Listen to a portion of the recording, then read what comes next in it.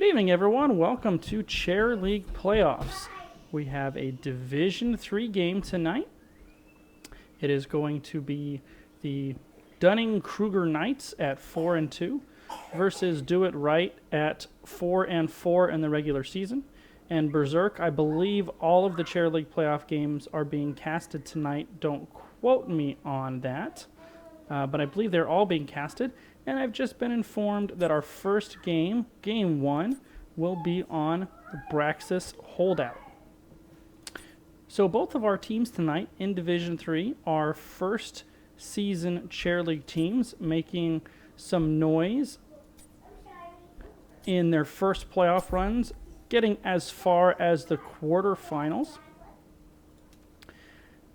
Do Right had two minor upsets to get here, defeating two 5-3 teams. The Dunning-Kruger Knights, however, had a huge upset last week. They defeated the number 1 seed, the undefeated 8-0 Avalanche. And it was a very good series to watch. Game 1 in particular, the Dunning-Kruger Knights were able to defend 3v5 on the core, defeat Avalanche with their core at 37%, and counterattack to steal Game 1 away from Avalanche. Avalanche came back very strong in Game 2, convincingly winning on Braxis Holdout. In about 15 minutes, they didn't lose any structure, as it was a game that was pretty much controlled cover to cover by Avalanche. And in that decisive Game 3, the Dunning-Kruger Knights returned the favor. They only died 3 times while amassing 15 kills themselves, taking Game 3 away from the previously undefeated Avalanche team to secure the best of 3 series and advance to the quarterfinals. So both of these teams familiar with recent victory, obviously, to advance here to the quarterfinals, and I'm sure we'll have a very exciting set here. So if you are not familiar with the how the Chair League playoff works,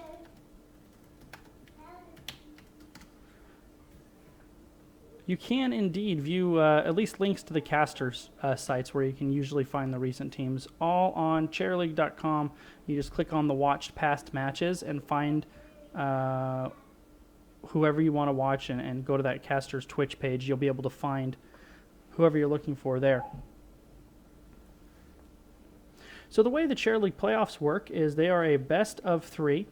The higher seed gets to be determined as a home team, and they get first picks in Games 1 and Games 3, and they get map choice in Game 2. The away team gets first pick in Game 2 and map choice in Games 1 and Games 3. So for tonight, Do It Right has selected Braxis Holdout as the Game 1 location, and Dunning-Kruger Knights will get first pick, first ban.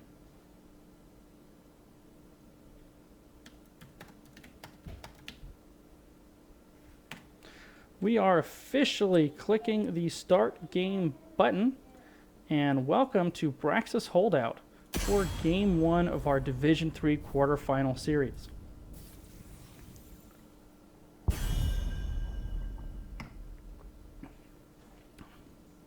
Braxis Holdout is a 2-lane map, and while it's small, Sonia first ban from the Dunning-Kruger Knights.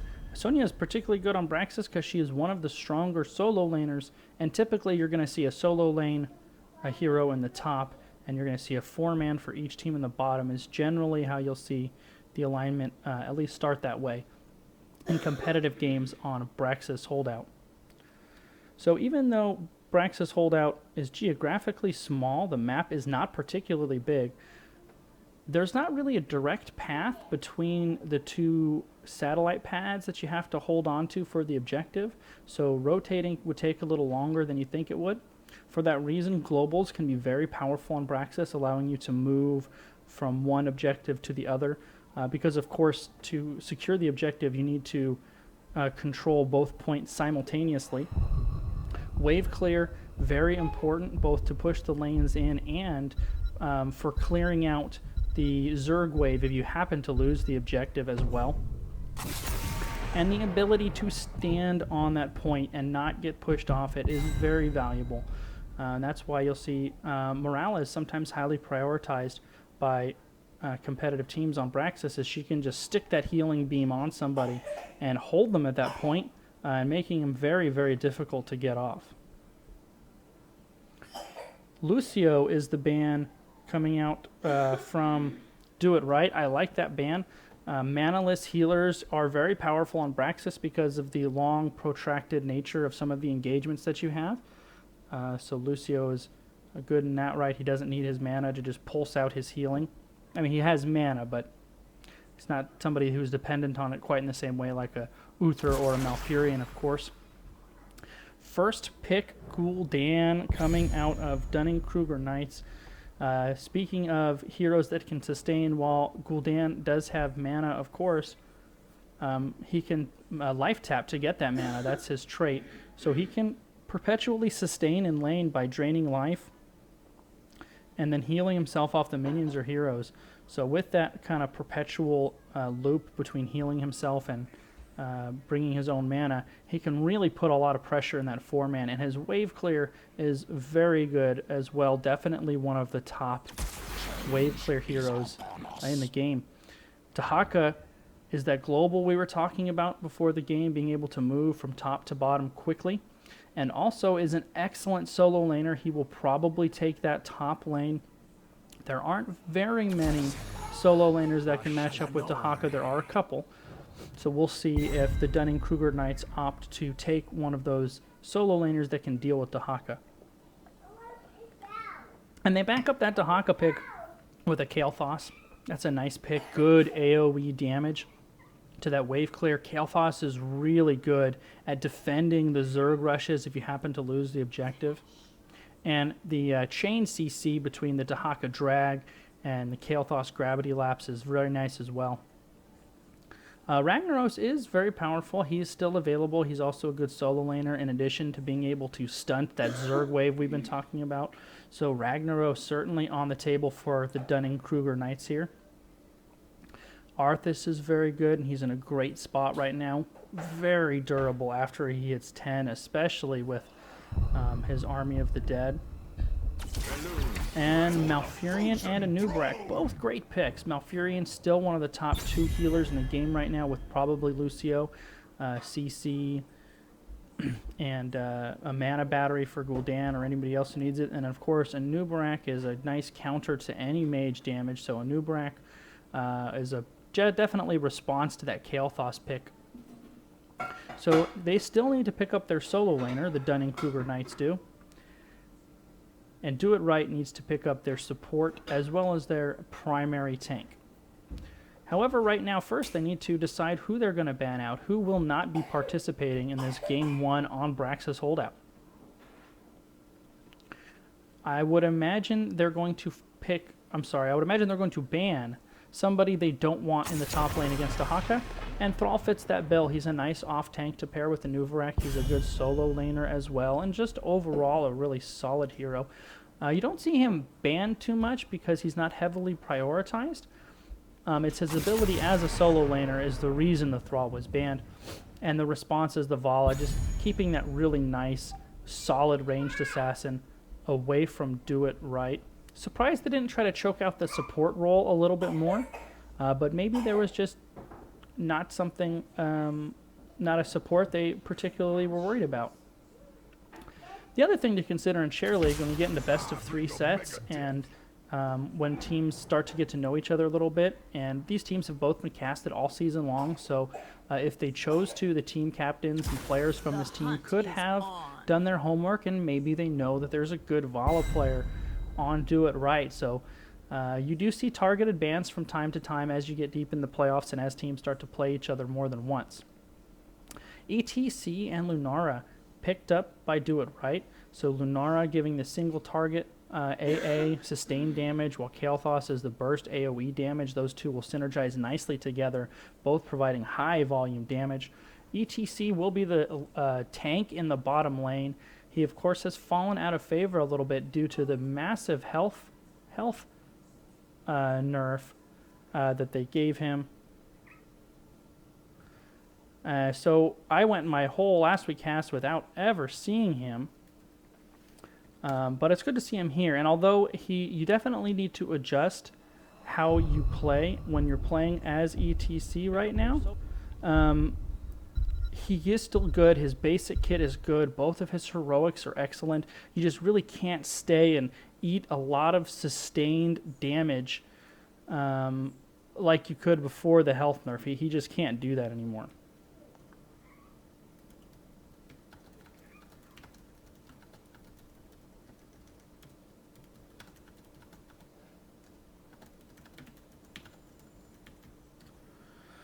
And the response picks for the Dunning-Kruger Knights: Zarya, who excels on Braxis holdout, and Zarya, who we don't see, Zagara, who we don't see much of. So I imagine Zagara is going to be in the lane against Dahaka, and that's a hero that should be able to bully Dahaka in the top lane. And the reason for that is that so many of her abilities are range. They're poke. So Zagara will be the early lane bully against Dahaka. Dahaka has no way of getting in on a Zagara unless Zagara makes a mistake. He can clear the creep fairly easily with the Dark Swarm, but that's going to be an important matchup, and I think Zagara should win the early one-on-one against Dahaka in the top lane. And last pick, support Brightwing, coming out from Do It Right. So double global, triple global if they go stage dive. So that is definitely an advantage for Do It Right in their composition. The ability to move quickly between the two satellite points and possibly get a pick in the process. If you do those rotations crisply, you can definitely catch somebody out who maybe overextends or wasn't expecting it. So game one of the Division 3 quarterfinals between the Dunning-Kruger Knights and Do It Right. The blue team today, the home team, is the Dunning-Kruger Knights. And we have Ralph Stew playing Anubarak, Goki Buri on Zarya, Apple Eater on Zagara, Schweik on Gul'dan. Guys, message me. I paused to make sure I hit that one. Schweik on Gul'dan. And who did I miss? Oh, and a Hotaru on Malfurion. The red team, Do It Right, will feature Ronin on ETC, Lady Ronin on Brightwing, Hannibal on Dahaka, a Dancing Iceman on Kael'thas, and Zira Knight on Lunara. 10 seconds. 5. I like both comps for different reasons. This is definitely going to be a game that comes down to execution for sure. I do think, though, ETC in the bottom is going to have a hard time with all the damage that's going to come out from the 4-man of the Dunning-Kruger Knights. So as expected, we have Dahaka and Zagara in the top lane, and we will try to check up in there from time to time, but of course, with most of the players on the bottom lane, that's where we will spend most of our time, as both teams have sent 4 men to the bottom. We will check on the talents here just to see. Kael'thas did go Convection Stack, so that's something to keep an eye on. Gul'dan did go Echo of Corruption. There's the power slide in on the Zarya. Zarya eating a lot of damage and spreading the living bombs to their friends. Friends share, and he shared those living bombs with both Malfurion and Gul'dan, so early poke advantage coming out from Do It Right. Let's go check on the top lane. As expected, Zagara is absolutely winning this. Dahaka just doesn't have any way to get in on Zagara, and Zagara doing a great job of putting creep everywhere and just pushing Hannibal back. So Do It Right will have to send help up there to Dahaka, otherwise he will lose that lane. And when that help has to rotate, maybe that will allow their 4-man, Dunning-Kruger Knights 4-man, to reestablish itself a little bit, because they are getting pushed back in the early phases here. So we're going to see this mostly in the early game. Ronan diving in, power sliding in on Schweik, and then nothing going of that. This is what you're going to see in the early game on Braxis. There's a lot of posturing, a lot of poking until this moment.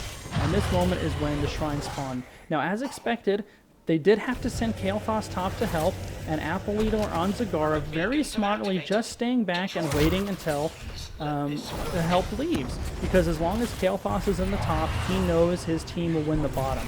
And this is going to be a problem in the early game to do it right.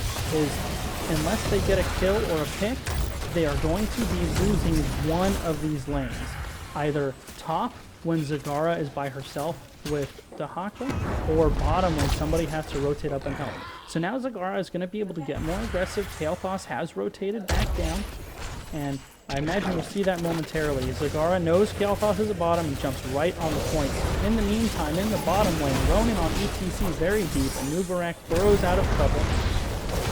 And we really want to see the Dunning-Kruger Knights be aware of that living bomb. You don't want to pass that between friends. That's not something you want to share with your buddies. And when a living bomb is passed a lot, it can really do a ton of work. KT out a little far forward, eats a stun from a Nubarak, but able to walk away. And now it looks like the Dunning-Kruger Knights will be on both pads. No, ETC walks in at the last moment trying to hold it, but with his health nerf, he just can't hold that position like he could before. Now there's the living bomb on a noob. Nice job of everybody to scatter and not eat it. And now that Zerg rush is charging for the Dunning-Kruger Knights. Brightwing was forced to come up again, and we're going to see this a lot in the early game. Every time they send somebody top to help, this bottom lane is going to be able to get aggressive. ETC trying to sneak it. I like this move by Ronan on ETC, and nobody from Dunning-Kruger Knights has sniffed it out thus far.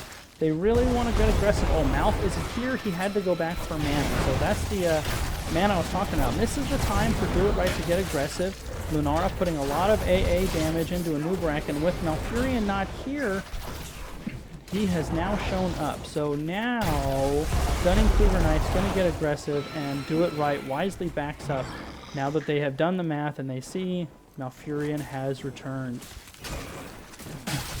So despite the lane matchups proving to be not in their favor, Do It Right was able to manipulate the absence of Malfurion to get a nice 68% chunk out of that double soak. However, Brightwing still top, and now she's teleporting down. As soon as Zagara, and here she is, she sees Brightwing, and she jumps on that pad right away. So great map awareness by Zagara. Schweik in trouble. He is able to back up, and now Do It Right may have overextended Ronan and Hannibal, who rotated down both very low, and Dahaka becomes the first blood of the game, closely followed by a Nubarak, a 1-4-1. In the meantime, though, no soak in the top lane for Do It Right, and Zagara absolutely chunking away that top wall. And we're going to see that start to pay out an experience advantage here. Nice job of scattering once again, not spreading the living bomb, and the Zerg wave charging up. This time ETC is going to try his luck against Zagara, and once Zagara gets mana, ETC will not be able to win that solo matchup either. Actually, there's really nobody on Do It Right who can hold a lane against Zagara. So the first Zerg rush has been accomplished, 100 to about 68, I believe it was, in favor of the Dunning-Kruger Knights. The Knights opt to leave 3 men here for defense, send only 2 bot. Only Brightwing here is bottom to push with it, meaning that this top wave isn't going to get too much done, especially as Zagara is going to have to go back. However, with those towers down, that early work by Zagara paying off as this wave is able to go straight for the fort, and I don't think it's going to fall, but it's not going to be very healthy at the end of it. So about a half-level lead for the Dunning-Kruger Knights, as both waves are slowly defeated and peter out. A Nubarak, Ralph Stew on a Nubarak rotating to bottom, while Apple Leader on Zagara takes his position once again in the top lane.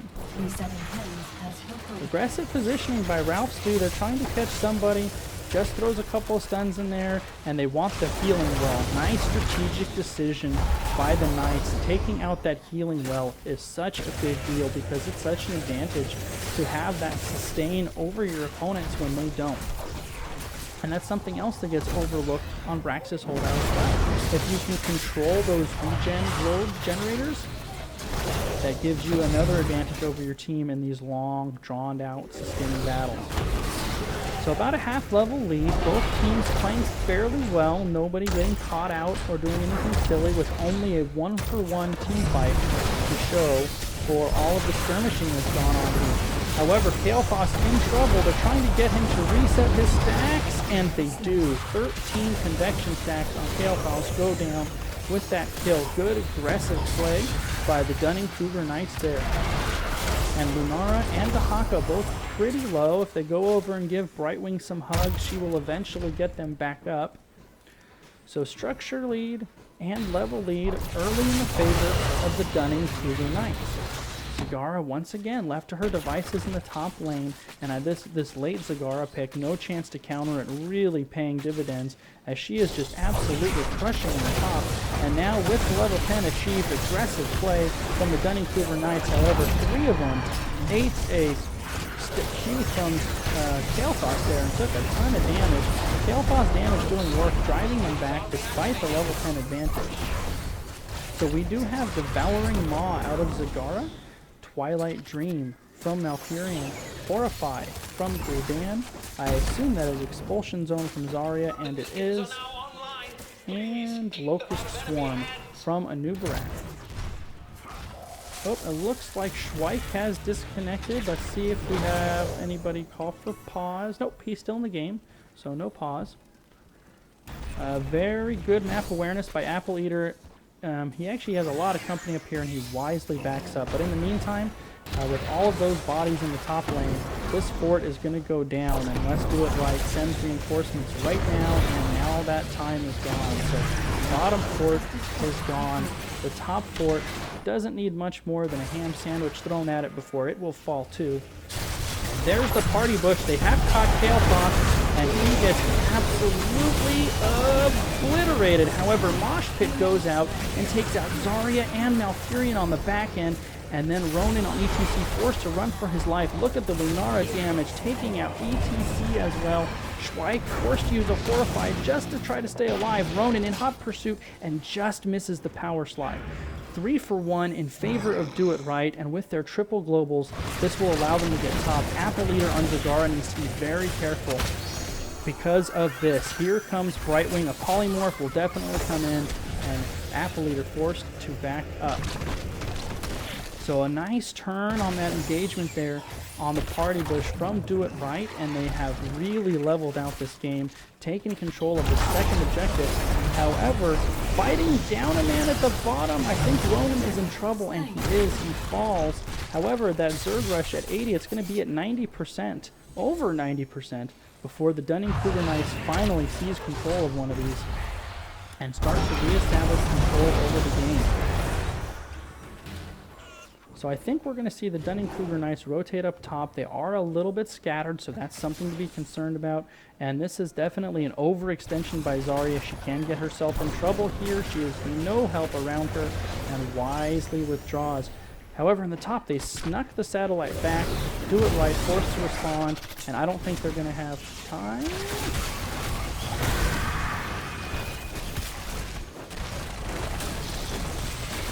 A 3-man Devouring Maw. Twilight Dream is up, but Hotaru doesn't go in for the Twilight Dream. I'm a little surprised that we didn't get the 3-man Twilight Dream there, but maybe they knew that the objective was already secured and there really wasn't any need for it. A great 3-man Maw by Apple Eater on Zagara there. He, I think, with his map awareness and lane building in the top, probably the early game MVP for the Dunning-Kruger Knights here has been Apple Eater Zagara. So the Dunning-Kruger Knights opting to go full defense here and simply let their Zerg wave push in bottom unassisted. They will definitely pick up this fort though along the way. Their wave in the bottom now takes out almost the entire keep wall. That tower will be there left, but not much of it. So structure lead to the Dunning-Kruger Knights. Kills dead even at 4-4, and about a level difference due to that structure lead. Zerg threat eliminated. Yes, I can definitely turn the game sound down for sure, and thank you for letting me know. Oh no, it's not what I wanted. What a terrible time for that. Alright, here we go. Please let me know if that sound is better. A 3-man mosh interrupted by Nubarak, and now ETC is isolated and far from any help. Down goes ETC. Lady Ronin trying to get in there for a Brightwing disengage. However, now she is exposed. 3 men go down, 4 men go down. This is going to be an absolute team wipe. Dunning-Kruger Knights taking down every single member of Do It Right. A number of their health bars are low as well. However, they're going to try to push as hard as they can and take advantage of the 5-man wipe. I think I'm going to adjust my volume. I think 6 was the happy place that I found it before, so we're going to leave it there. So the Dunning-Kruger Knights wisely opting to take just the top wall. They're not going to press their luck. And a great team fight and good shot calling here by the Dunning-Kruger Knights. They continue to paint the map blue, taking their opponent's mercenary camps. Great anchoring by Ralph Stew on a Nubarak there. Do It Right is posturing for an invade here. However, Kalefoss the first one to go in. That's generally not what you want. He is taking a lot of damage. Lady Ronin on Brightwing caught forward again and forced to use an Emerald Wind disengage. 39 hit points, and then a Nubarak dives in to take her out. However, eating tower shots for his trouble. So that turns into a 1-for-1. There's the 3-man Maw and a lot of damage and a horrify follow-up, and that turns into 4 members going down. We will see if Dahaka can take someone with him, and he does not. So another team wipe. Do It Right falling 5-0. And the Dunning-Kruger Knights will take both of these uplinks and try to take top keep. And this is the keep they want to take because this Zerg Rush will be pushing top. They are up 3 levels. They're going to have a 100-0 Zerg Rush, and Do It Right is in a lot of trouble here right now. They really need a decisive team fight win, or this game is going to go to the Dunning-Kruger Knights.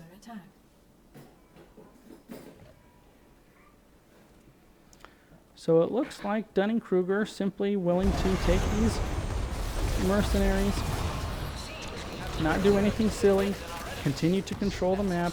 Zarya, though, very far forward, kind of by herself. That's a pick opportunity if somebody from Do It Right catches her. Nobody does yet. And staying just far enough away to where he doesn't get himself in trouble. So a little bit of a split engagement, and now here it comes. Ralph Stew diving in on the Dahaka. You know, when you have a 3-level difference like this, it almost doesn't matter if you put your damage into the tanks. There's the 1-man mosh pit by ETC, but he explodes so quickly it doesn't matter. Lady Ronin has had to use that Emerald Wind defensively so much, and this is going to be game. 3 members down from Do It Right. Now, granted, the damage is left alive, but it's not going to be enough with all members of the Dunning-Kruger Knights up, as well as a full Zerg rush. So game 1 goes to the Dunning-Kruger Knights, and they will now have choice of map for our game 2.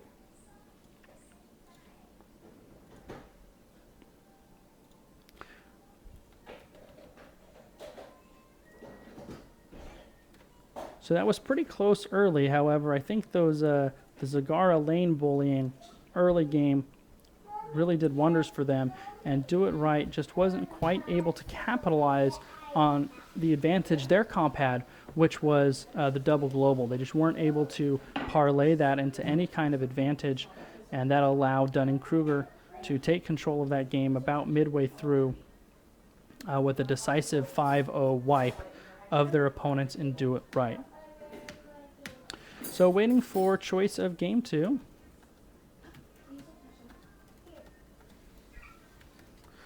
In the chat, please let me know if the sound is better. I did turn it down, and that's usually where it is, so I imagine it should be pretty good now.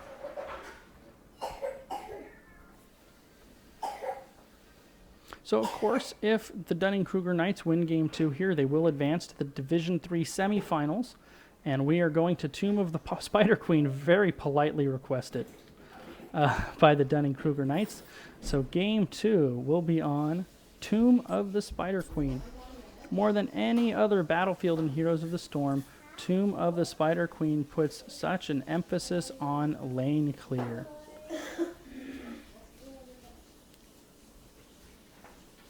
Lane clear, lane clear, lane clear on Tomb of the Spider Queen.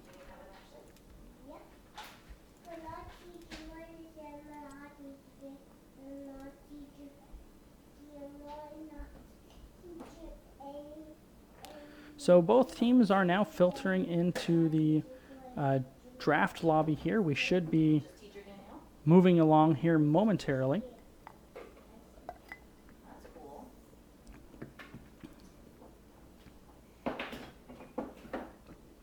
That was a pretty fun game to watch, however. From about halfway through, the Knights took control and didn't look back. I think that game had 3 5-man team wipes of Do It Right, and those are pretty hard to come back from. And after the second one, a 3-level disadvantage is just almost insurmountable unless the team that's in the lead makes a big, big mistake.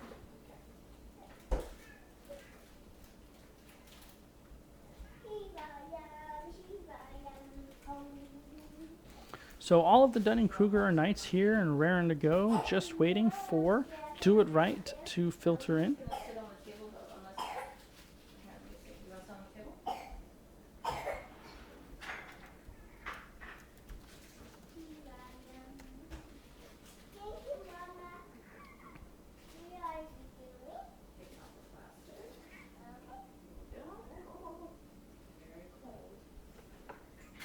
Yeah, Zagara had a couple of big-time Maws that game. One that secured the objective for him, and then another one that I think they were winning that team fight anyway, but that second big-time Maw just kind of put the nail in the coffin for that second 5-man wipe.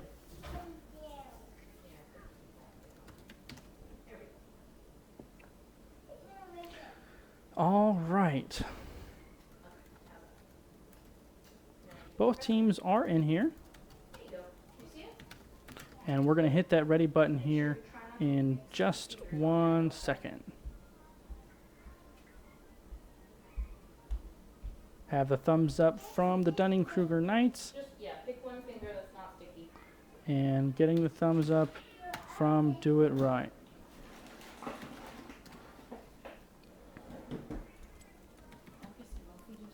So welcome to Tomb of the Spider Queen for Game 2. I will have another cast, same bat time, same bat channel tomorrow, and that one will be a Division 1 quarterfinals. So Division 1's pretty high-level play. Those guys are usually very, very good. When you start to get up into the Division 1 and Pro Division, you can see some pretty high-level amateur play for Heroes of the Storm.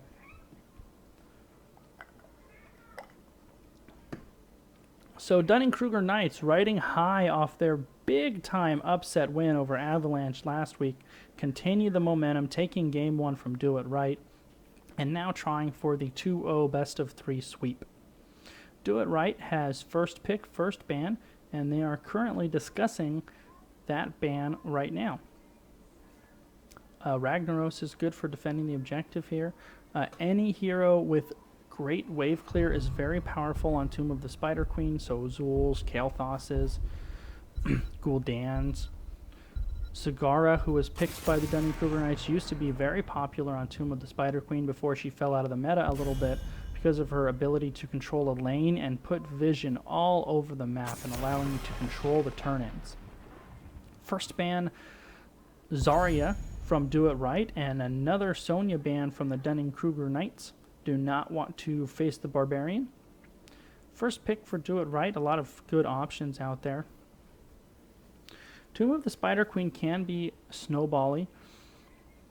That's because if you secure the first turn in and then you control the middle part of the map, you can just keep the opposition from turning in their gems.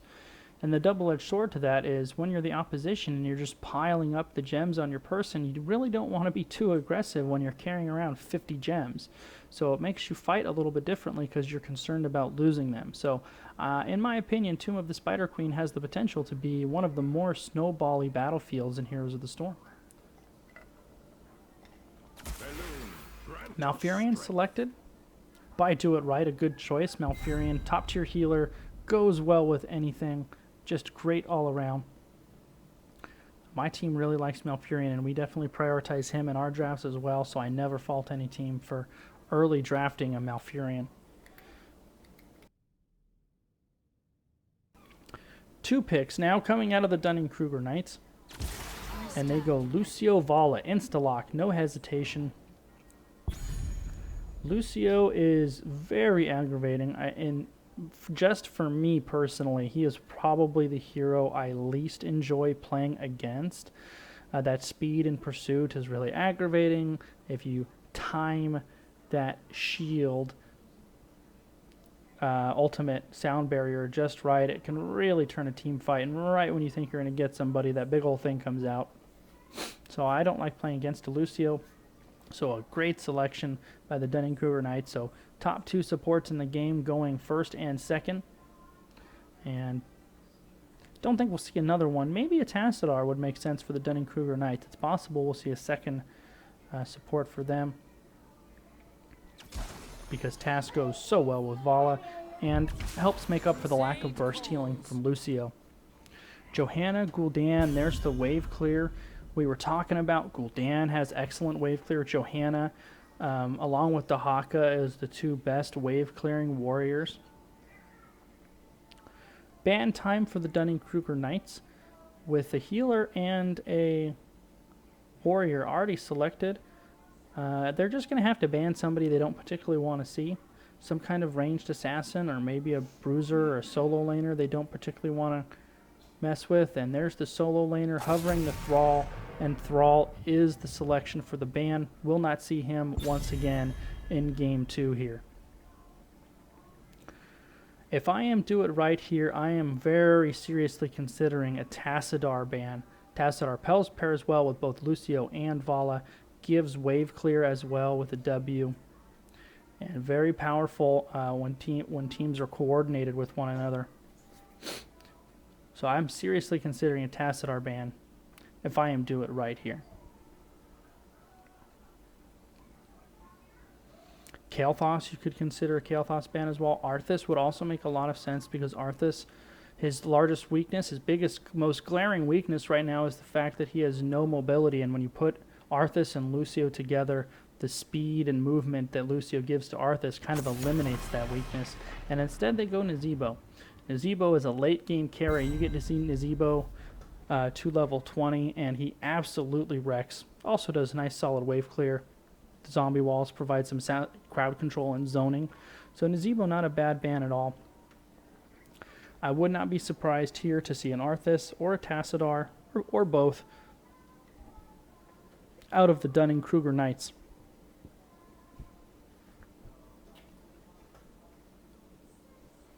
About 30 seconds before they have to make their 2 picks. Their first 2, they didn't take any time at all. They just snap picked that Lucio Vala. And sticking with the Nubarak, he did so well. A Nubarak Kael'thas, so Vala's going to give them the auto attack damage. Kael'thas going to give them the ability damage. So you have, once again, sustain and burst. A Nubarak, a nice soft counter to Gul'dan, as well as giving them their tank that they need, and allowing that last pick to really flex into anything. I do think they need to select some kind of an off tank, though, or second support for the Dunning-Kruger Knights, because Kael'thas and Vala are very, very squishy. So a second tank or a bruiser or a second support, I think, is the move for Dunning-Kruger Knights. Do It Right. 2 choices to make here. One of these, I imagine, at least is going to be a range damage dealer, and then some kind of help in front for Johanna. Johanna's great, but she doesn't have great initiation tools, so some kind of frontliner to help her initiate a fight would be really good for Do It Right here. I say Sonya would be good for that, but she is not available. Artanis would be good for the swaps. if that's a route they want to go. Swap into root is a thing, and they do go Artanis and Butcher. Did not see Butcher coming. This is a good map for Butcher because he can stack meat quickly. However, taking triple melee into Living Bomb can definitely be an issue. So the do it right needs to be very aware of that Living Bomb spreading with an Artanis and a Butcher and a Johanna all operating on the front line in a close spaces with one another. Kael'thas in particular needs to be very wary of the Artanis swap, because if Kael'thas gets swapped by Artanis, he's going to get swapped into a root and a Butcher charge, and he will not last long at all. Vala as well, but Vala's a lot more mobile and more of a moving target to hit for that Artanis Prism, so I really think his primary target for that will be Kael'thas. Last pick, I think that Butcher threw them off a little bit. They are really thinking of who they're going to take. And they take Varian. A great destiny. Interesting. I'm curious if we see Taunt Varian. Most of the time when we see Varian, it is Taunt Varian. However, he does have 3 heroics in total. I don't think it's likely for us to see Twin Blades, but Colossus Smash, possibly. I still think we're going to see Taunt Varian here, though. So, interesting choice. A lot of single target lockdown between Varian and Kael'thas and Anubarak, and even Vala if she decides to go Reign of Vengeance.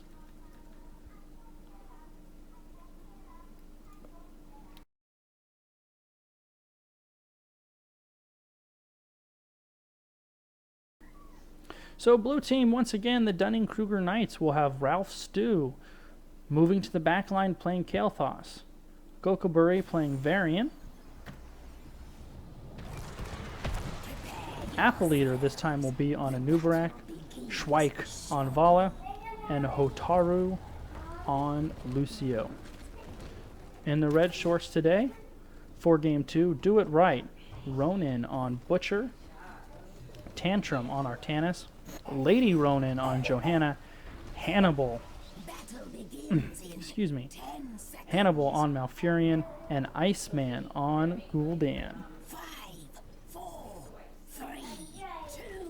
So Kael'thas is not stacking. I think that's probably a good choice because of the kill potential coming out of Do It Right. There's nothing like picking your convection stacks at level 1 and never accomplishing it. Gul'dan did take Echo of Corruption, so we're going to watch his stacks throughout the game as best we can. I really think so much of this game is going to come down to how quickly Ronin can stack. Butcher is a little bit of a liability early game, but so is Varian. So those two heroes will kind of cancel each other out a little bit, and if Ronin can stack quickly and efficiently and get that quest done, Butcher becomes an absolute monster.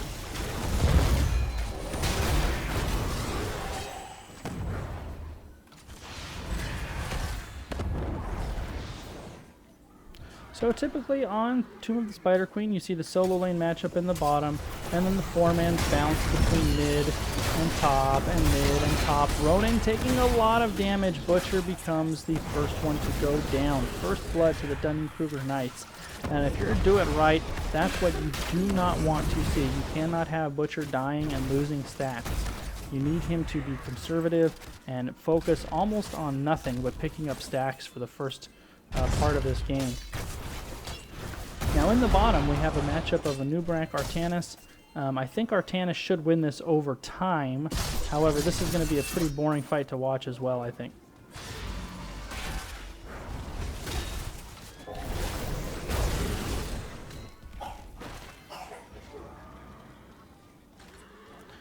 Early 4-man going in favor of the Knights.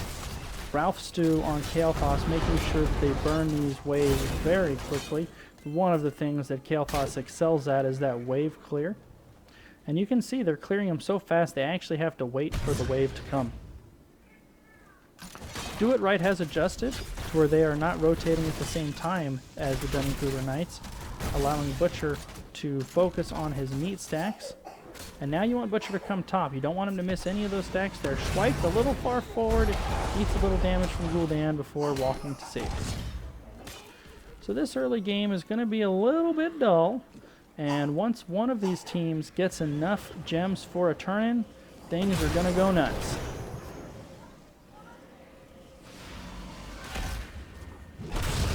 So we'll check in the bottom lane while we don't have a lot going on here. And as expected, Artanis is winning, pushing Nubrak back slowly, and he's going to get a free turn-in here.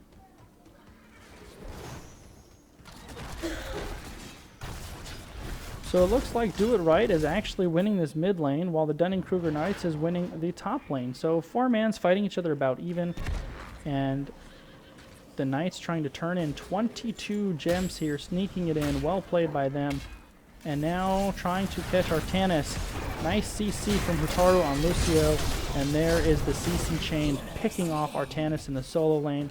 So nice second kill of the game to none for the Dunning-Kruger Knights. Fortunately for Do It Right, he had already dropped off his gems, so they didn't lose a big pile of gems.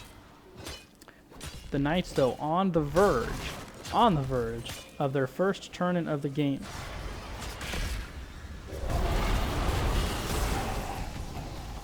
Butcher going deep, and maybe a little too deep. Ronin running for his life now as the rest of the Knights have arrived, and a third kill of the game. So early game advantage definitely coming to the Knights. Gul'dan, Iceman caught out a little far forward, and he will get away and pick up some free corruption stacks for his trouble. If they can get Butcher to finish his stacks and keep this game close in the meantime, you never know what can happen with a full stack Butcher. So turn-in going over to the Dunning-Kruger Knights. They have about a 3/4 level advantage and the first turn-in of the game. So opting to take control of this early game and try to complete the sweep over Do It Right. So far, only 3 kills of the game have all been from the Dunning-Kruger Knights. And they are going to pressure this mid lane hard. 3 members here. I really like the decision making by the Dunning-Kruger Knights here. Charge onto Lucio. However, Ralph Stew on Kael'thas holding his ground and putting that damage into Lucio, and there's Schweik to clean Butcher up.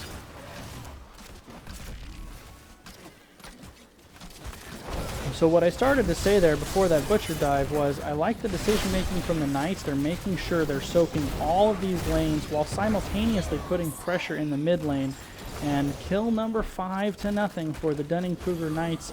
And this has the potential to start snowballing here if Do It Right doesn't start to clean it up just a little bit. So the mid fort will go down, and the Dunning-Kruger Knights will rotate to nowhere because all of their web weavers are down. I think they're going to try to get back-to-back turn-ins here because they're pretty close, only needing 10 more gems for a second turn-in. Do It Right does have enough gems, and if they're going to try to turn in, now is the time. In the bottom lane, Nubrak might be in trouble. No swap there, no Butcher charge. If Do It Right is going to turn in, they want to do it before 10. Otherwise, they're just going to hold on to a whole lot of gems here.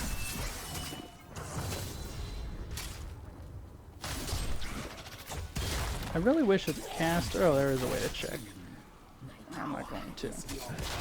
So red web weavers did get the turn in. However, with the level 10s being achieved by the Dunning-Kruger Knights, they're really not going to be able to push very much with it.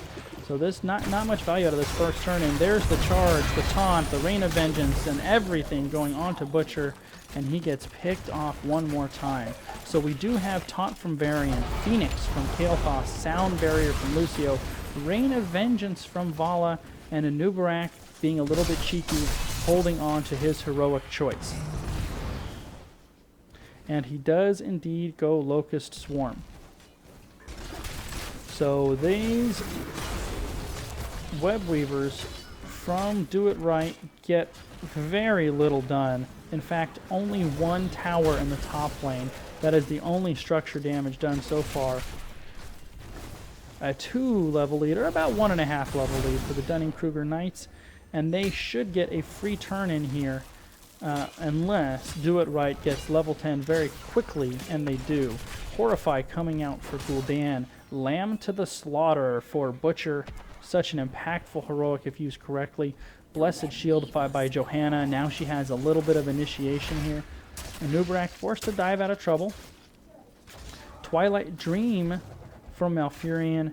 And Purifier Beam from Artanis. So between Lamb to the Slaughter and Twilight Dream, there is a lot of silence going out from Do It Right. However, Butcher once again taken out. Ralph Stew by Kael'thas running for his life. However, he will get away safely. And still, 7 kills to nothing in favor of the Dunning-Kruger Knights. Let's see if I can check real quick on Butcher. I know I can. Butcher has 23 stacks currently, so he is not anywhere close to getting his quest done. Aggressive rotation from Do It Right and an aggressive counter initiation. However, Dunning-Kruger is outnumbered 5-4 right now until Nubrak gets here. Do It Right would have had a small window to take advantage of their lack of bodies. In the top lane, swap onto Kael'thas and then the follow-up initiation. However, a nice counter engage, putting a lot of damage into Artanis, forcing him to retreat. Nubrak dives in, and there's the follow-up. Artanis gets absolutely obliterated. Now a full 2-level lead and a talent tier lead for the Dunning-Kruger Knights, and Johanna going down on the back end. So Dunning-Kruger Knights looking good to take this series right now. We're going to have to see a big, big turning point in this game for Do It Right to come back, because so far, Game 2 has been all the Dunning-Kruger Knights. Butcher caught too far forward, tried to charge back toward his teammates, but look at that CC chain.